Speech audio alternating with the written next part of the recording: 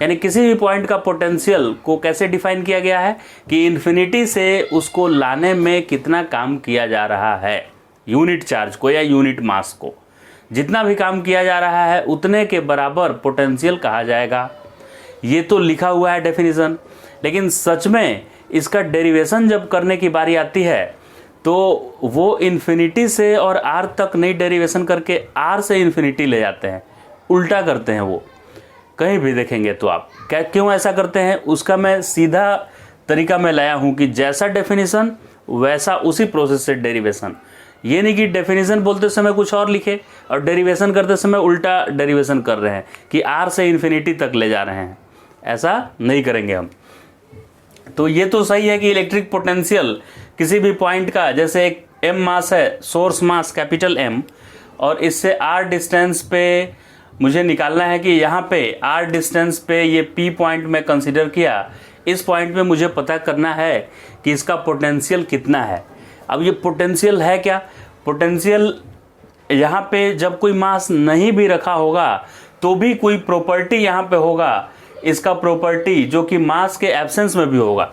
वैसे ही जैसे vector property field होता था, यहाँ पे अगर दो मास रखे हुए हैं तब तो एक दूसरे पे फोर्स लगाएंगे और सोर्स इस पे फोर्स लगाएगा m मास पे।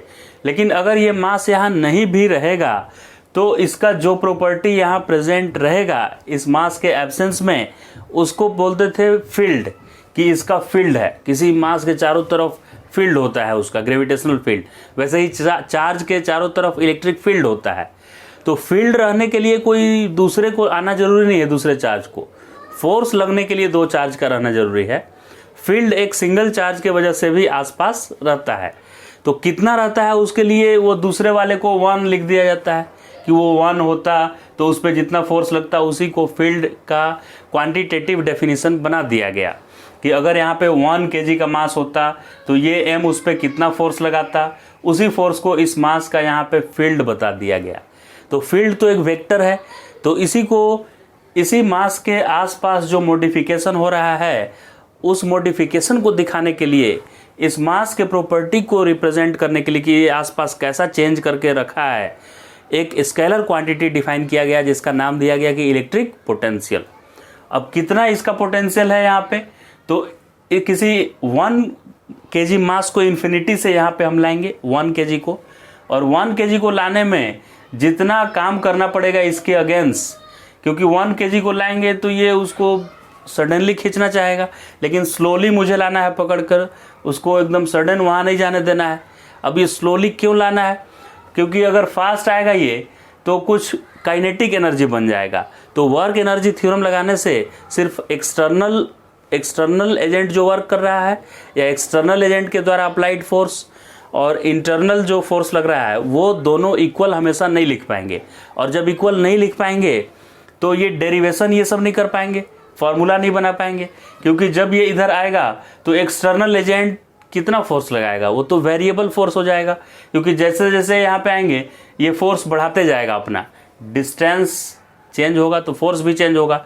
अब वो रैंडमली चेंज करने लगे वो, तो एक्सटर्नल एजेंट का वर्क डन निकालेंगे कैसे?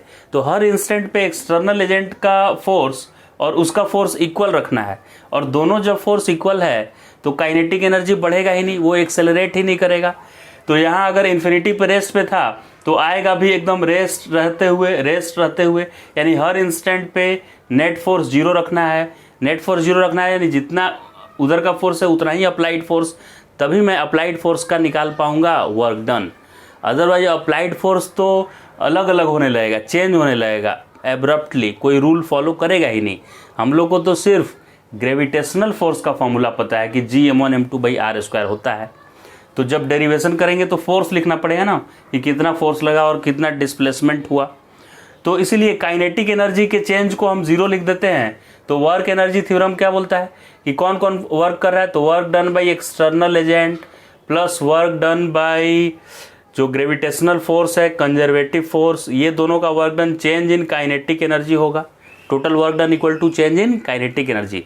और वर्क डन सिर्फ एक्सटर्नल और कंजर्वेटिव का होगा और चेंज इन काइनेटिक एनर्जी 0 होगा, इसलिए हम लिख पाएंगे कि एक्सटर्नल का वही वर्क डन होगा जो negative of work done by conservative force होगा। और कंजर्वेटिव फोर्स का हमको फॉर्मूला पता ही है यहाँ, तो एक्सटर्नल एजेंट वाला फोर्स उतना ही ले लेंगे उसके इक्वल। तो ठीक है, अब हम समझ गए कि इसको स्लोली मुझे यहाँ पे लाना है।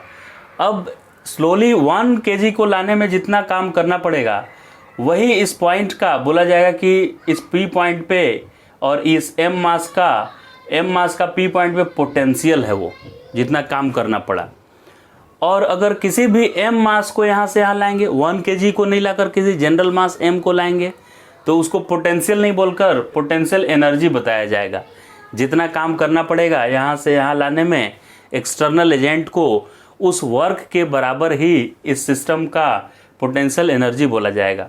यानी पोटेंशियल एनर्जी क्या होता है किसी सिस्टम को, तो वो जब इनफाइनाइटली सेपरेटेड था तो उस समय 0 पोटेंशियल एनर्जी था, क्योंकि वो अंडर टेंशन नहीं था, एक दूसरे पे फोर्स नहीं लगा रहा था। और जब इसको असेंबल कर दिए, मतलब इन्फिनिटी से लाकर और यहाँ पे रख दिए सर्टेन डिस्टेंस पे, तो ये अंडर टेंशन सिस्टम आ गया, एक दूसरे पे फोर्स यहाँ पे लगा रहा है, लेकिन इन्फिनिटी पे फोर्स नहीं लगा रहा था एक दूसरे पे। तो हम बोल सकते हैं कि यहाँ इसमें कुछ एनर्जी आ गई, ये अंडर टेंशन है। और कितनी एनर्जी आई उसी को बोले कि ये इसका पोटेंशियल एनर्जी है। तो अभी मैंने देखा यहाँ कि work done by external force वही होता है जो negative of work done by conservative force होता है।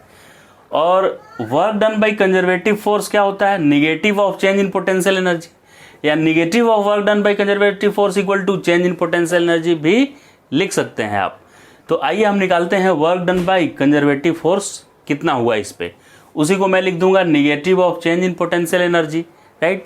तो कंजर्वेटिव फोर्स किसी भी डिस्टेंस x पे लग रहा था Gmm/x²।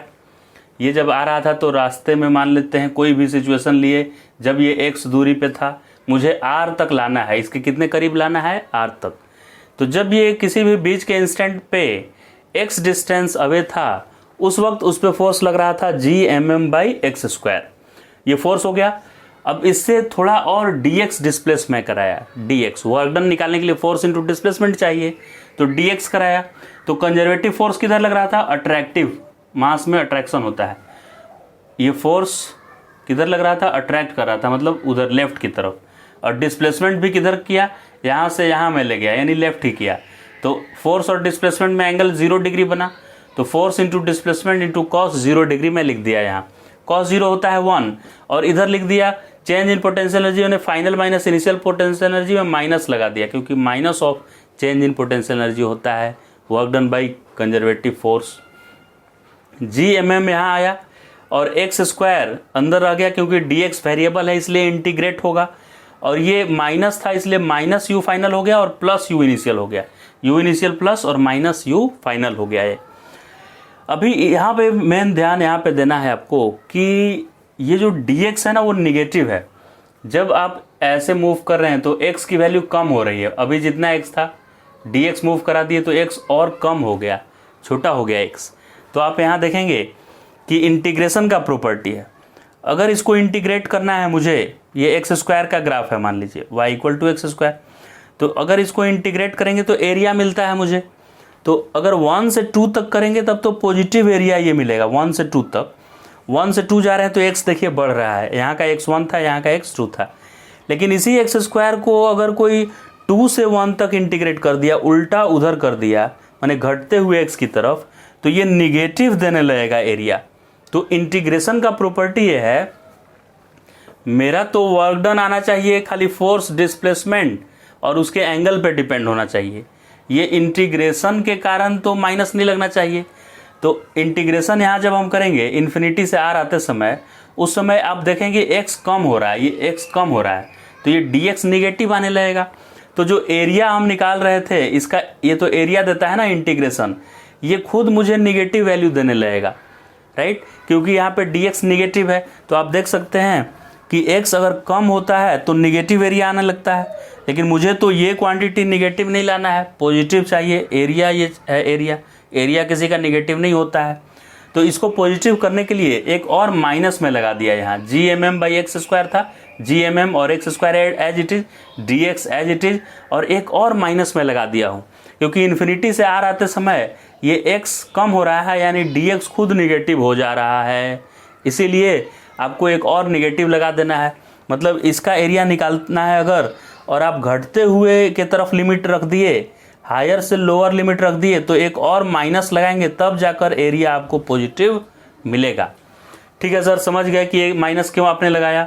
अब इसका integration dx by x square का -1/x होता है, क्योंकि x टू द पावर ऊपर जाएगा तो -2 होगा, और उसका इंटीग्रेशन -2 + 1 यानी कि -1 जो कि 1/x में कन्वर्ट हो जाएगा, तो 1/x स्क्वायर, और डिनोमिनेटर में क्या लिखेंगे, यहाँ देखिए कर दे रहे हैं, x ऊपर जाएगा तो क्या होगा, x 2 था तो ऊपर गया तो -2 हुआ, तो इसका इंटीग्रेशन होगा x टू द पावर -2 + 1 और नीचे -2 + 1, तो x टू द पावर -2 + 1 मिलाकर हो गया x टू द पावर -1 और नीचे -2 + 1 यानी -1। तो इसका इंटीग्रेशन क्या आ गया, ये x का पावर -1 है तो नीचे x आ जाएगा, तो 1/-x हो जाएगा। -1 पहले से इंतजार में था और ये भी नीचे आ गया, तो 1/-x, तो 1/- लगाकर x, इसका इंटीग्रेशन आया। लिमिट इन्फिनिटी से r, इन्फिनिटी से r। इधर u इनिशियल 0, इनिशियल इन्फिनिटी पे था, और जब इन्फिनिटी पे दो मासेस रहते हैं तो वो रिलैक्स रहते हैं, एक दूसरे पे फोर्स नहीं लगाते हैं, तो उनकी एनर्जी 0 होती है, क्योंकि वो अंडर टेंशन नहीं होते हैं। तो u इनिशियल इन्फिनिटी पे 0 में ले लिया, और u फाइनल ही r डिस्टेंस वाला पोटेंशियल एनर्जी होगा जब r डिस्टेंस पे आ जाएगा। अभी माइनस माइनस ये दोनों मिलकर हो गया प्लस, बाहर निकल के, तो अपर लिमिट पुट किए तो 1/r, अब माइनस लोअर लिमिट 1/∞, 1/∞, 1/∞ होता है 0, ये 0 हो गया, और इधर 0 - u r आया, तो Gmm/r, और इधर -u r आया, और ये माइनस में उसको दे दिया, तो u r यानी r डिस्टेंस पे जब कैपिटल M स्मॉल m रखा हुआ है तो उसकी पोटेंशियल एनर्जी कितनी है, -G capital M small m/r। ये पोटेंशियल एनर्जी हो गया जब हम m मास को और स्मॉल m मास को r दूरी पे रखे। जब कैपिटल M और स्मॉल m इन्फाइनिटी पे था, इन्फाइनाइटली सेपरेटेड थे दोनों, तब उसकी पोटेंशियल एनर्जी क्या थी, 0 थी। अब पोटेंशियल मुझे निकालना है कि इससे r दूरी पे पोटेंशियल कितना है इसका, तो सर बस m को 1 kg कर दीजिए, m जो लाए थे हम इन्फिनिटी से उसको 1 kg बस कर देना है मुझे। तो इसमें स्मॉल m की जगह पर जहाँ भी स्मॉल m है 1 kg, 1 kg, 1 kg, 1, तो -G कैपिटल M/r आ जाएगा, -G कैपिटल M/r। ये पोटेंशियल r डिस्टेंस पे हो गया, सोर्स मास का पोटेंशियल r दूरी पे कितना होता है, V = -Gm/r। अब पोटेंशियल a डिस्टेंस पे कितना होगा, पोटेंशियल एनर्जी कितना होगा a डिस्टेंस पे, तो a डिस्टेंस पे जितना भी पोटेंशियल था उसमें m मल्टीप्लाई कर देंगे, क्योंकि देखिए r डिस्टेंस पे पोटेंशियल कितना है, -Gm/r, और इसी r डिस्टेंस पे पोटेंशियल एनर्जी कितना है, तो खाली m मल्टीप्लाई हो गया है, यही है -Gm/r, -Gm/r में खाली स्मॉल m मल्टीप्लाई हो गया है, पोटेंशियल में वही 1 हो गया था वैल्यू। तो UA कैसे मिलेगा, तो किसी पॉइंट का अगर VA पता है तो बस मास मल्टीप्लाई कर दीजिए। वैसे ही B पॉइंट का पोटेंशियल एनर्जी कैसे मिलेगा, मतलब B पॉइंट पे अगर कोई m मास रख दें तो उसका पोटेंशियल एनर्जी सोर्स मास के साथ क्या होगा, तो बस उस स्मॉल मास से B पॉइंट के पोटेंशियल को मल्टीप्लाई कर देना है, क्योंकि ये है work done to bring unit mass, और उसमें work done to bring m mass चाहिए तो बस m से मल्टीप्लाई कर दीजिए। तो potential energy of m capital M and small m at distance B is m times potential at B। इन दोनों को सब्ट्रैक्ट कीजिए तो UA - UB क्या आया, m कॉमन ले लेंगे, VA - VB, तो पोटेंशियल डिफरेंस, इस क्वांटिटी को बोलेंगे पोटेंशियल डिफरेंस बिटवीन 2 पॉइंट, और इस चीज को बोलेंगे एनर्जी में कितने का डिफरेंस आ रहा है जब दो मासेस A पॉइंट पहला सोर्स मास था और दूसरा A पॉइंट पे रखा हुआ था मास, और बाद में दूसरा B पॉइंट तक पे रखा हुआ था, तो इसमें कोई एनर्जी का डिफरेंस होगा, सेम तो होगा नहीं। जैसे एक मास यहाँ रखा मैंने और दूसरा A पॉइंट पे रखा, तो इस सिस्टम का कुछ एनर्जी होगा, और एक बार M मास यहाँ रखा और बाद में इस स्मॉल मास को B पॉइंट पे रखा, तो इस असेंबली का भी कुछ पोटेंशियल एनर्जी होगा। तो UA मतलब इस असेंबली का पोटेंशियल एनर्जी, UB मतलब इस असेंबली का पोटेंशियल एनर्जी, तो इस एनर्जी का डिफरेंस आएगा m टाइम्स इन दोनों पॉइंट के बीच का पोटेंशियल डिफरेंस। तो ये डेरिवेशन हो गया, पोटेंशियल एनर्जी, दो पॉइंट के बीच के पोटेंशियल एनर्जी में डिफरेंस और पोटेंशियल डिफरेंस का रिलेशन ये आया। साथ ही साथ हमने ये भी डिराइव किया कि पोटेंशियल एनर्जी किसी असेंबली का या सिस्टम ऑफ मासेस का कैसे निकालते हैं हम लोग, और किसी पर्टिकुलर पॉइंट का पोटेंशियल कैसे निकालते हैं, उसका भी डेरिवेशन इस तरह से कंप्लीट हो गया। तो hope you understood this. If you like this video please share with your friends.